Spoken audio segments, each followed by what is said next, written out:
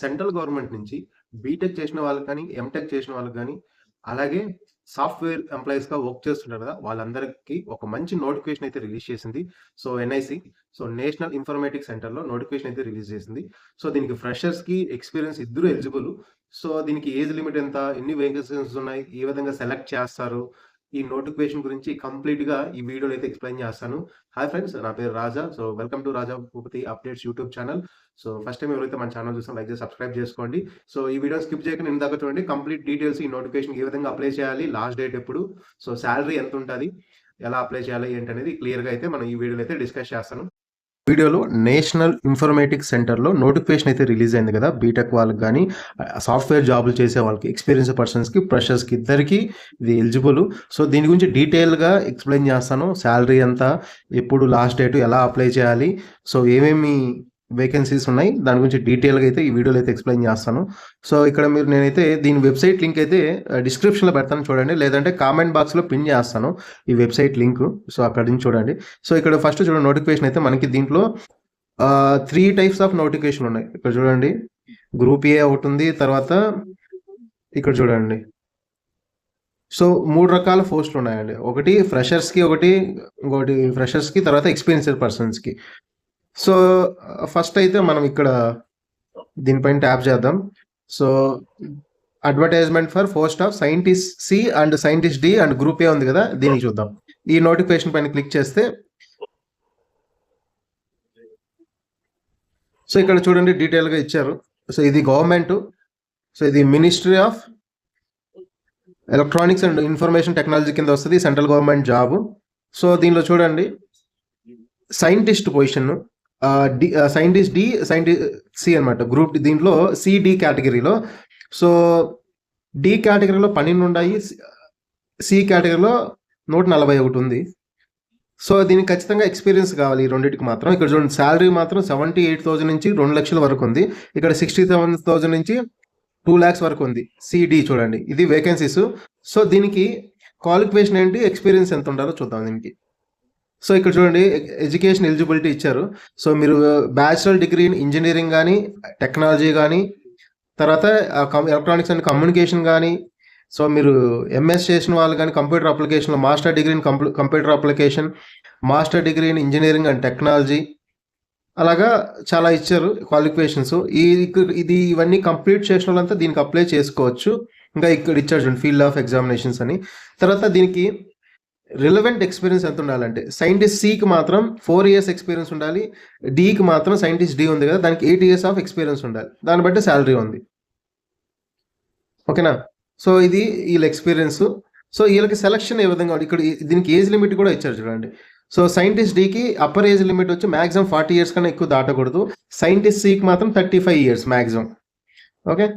So, next వీళ్ళకి selection ఏ విధంగా చేస్తారు? సో, ఏజ్ రిలాక్సేషన్స్ కూడా ఉన్నాయి. ఇక్కడ చూడండి. నెక్స్ట్ అప్లికేషన్ అనేది ఈ వెబ్‌సైట్‌లోకి వెళ్ళి మీరు రిజిస్టర్ చేసుకొని మీ అప్లికేషన్ ఫామ్ డాక్యుమెంట్స్ అనేది ఆన్‌లైన్ ఫీ చేయాలి. సో, ఇది ఆన్‌లైన్‌లో కంప్లీట్‌గా ఆన్‌లైన్ అప్లికేషన్. సో, జాబ్ అనేది ఇండియాలో ఎక్కడైనా ఇస్తారా అండి? ఔట్ సైడ్ ఇండియా ఆల్సో ఇచ్చారు ఇక్కడ జాబ్ అనేది వీళ్ళకి మాత్రం.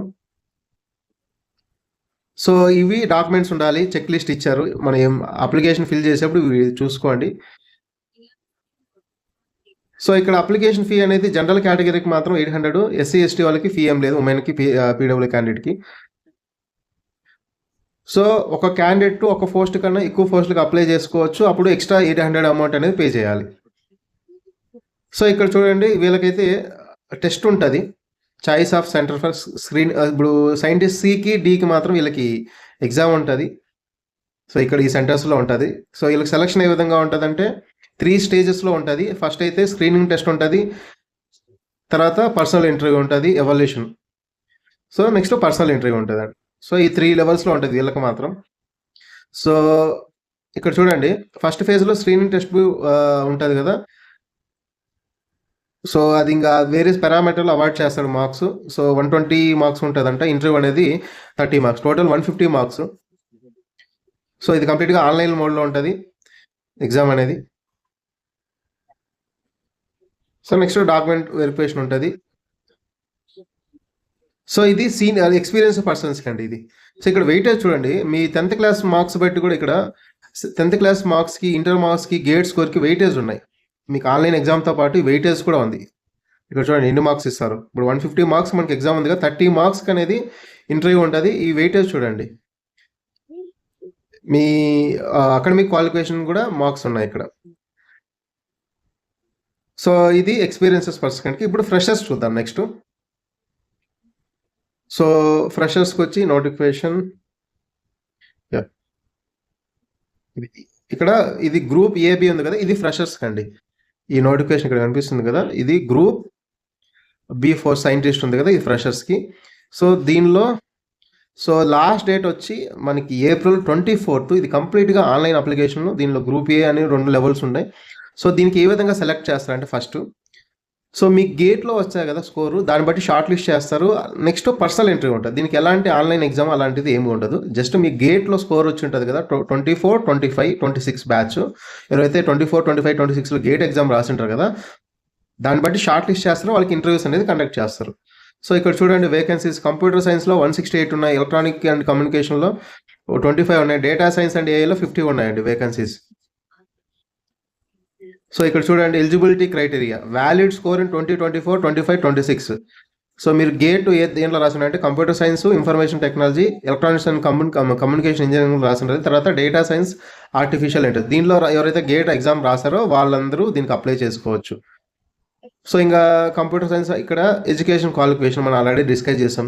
బీటెక్ వాళ్ళు కానీ, ఎంటెక్ వాళ్ళు కానీ, ఎంఎస్ చేసిన వాళ్ళు కానీ, ఇక్కడ ఏవైతే కనిపిస్తున్నాయి కదా ఎలక్ట్రానిక్ కమ్యూనికేషన్, దీనికి సంబంధించింది కంప్యూటర్ సైన్స్, డేటా సైన్స్ చేసిన వాళ్ళు ఉంటారు కదా, వాళ్ళందరూ అప్లై చేసుకోవచ్చు. సో అప్పర్ ఏజ్ లిమిట్ వచ్చి దీనికి 30 years అండి.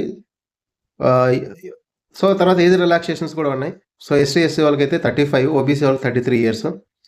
సో ప్లేస్ ఆఫ్ పోస్టింగ్ అనేది మీకు వన్స్ మీరు సెలెక్ట్ అయితే జాబ్ అనేది ఇండియాలో ఉంటుంది, అవుట్ సైడ్ ఇండియా కూడా ఉండొచ్చు, డిపెండ్స్. తర్వాత ఇది కంప్లీట్గా online application process. So general category OBC, EWSకి 800 rupees అయితే పే చేయాలి. మీకు ఇంటర్వ్యూలో ఇక్కడ టెక్నికల్ ఇంటర్వ్యూ ఉంటుందండి. ఇక్కడ చూడండి టెక్నికల్ నాలెడ్జ్ కానీ, మీ ప్రజెంటేషన్ స్కిల్, అకాడమిక్ పర్ఫార్మెన్స్, దానిపైన వెయిటేజ్ ఉంటుంది. సో ఇక్కడ చూడండి, ఇక్కడ గేట్కి ఏమో మీకు గేట్ మార్క్స్ వచ్చింటాయి, దానికి 60 మార్క్స్ ఇస్తారు. పర్సనల్ ఇంటర్వ్యూకి 40 మార్క్స్ ఇస్తారండి. సో దీనికి ఎటువంటి ఎగ్జామ్ ఉండదు. ఇది రెండింటి base, personal interview, gate score, దాన్ని బట్టే సెలక్షన్ ఉంటుంది. తర్వాత నెక్స్ట్ డాక్యుమెంట్ వెరిఫికేషన్ ఉంటుంది. సో ఇది అండి ఈ అప్లికేషన్ గురించి. సో దీంట్లో ఇంకోటి కూడా ఉంది సేమ్, అది కూడా సేమ్ ప్రాసెస్సే. దాంట్లో అసిస్టెంట్ ఉంటాయి. మొత్తం అన్నీ కలిపితే ఫ్రెషర్ ఎక్స్పీరియన్స్ కలిపితే 700 వేకెన్సీలు ఉన్నాయి. సో మీకు దీని లింక్ అయితే నేనైతే కామెంట్లో అయితే పిన్ చేస్తాను, అలాగే డిస్క్రిప్షన్లో కూడా ఇస్తాను లింక్ అయితే.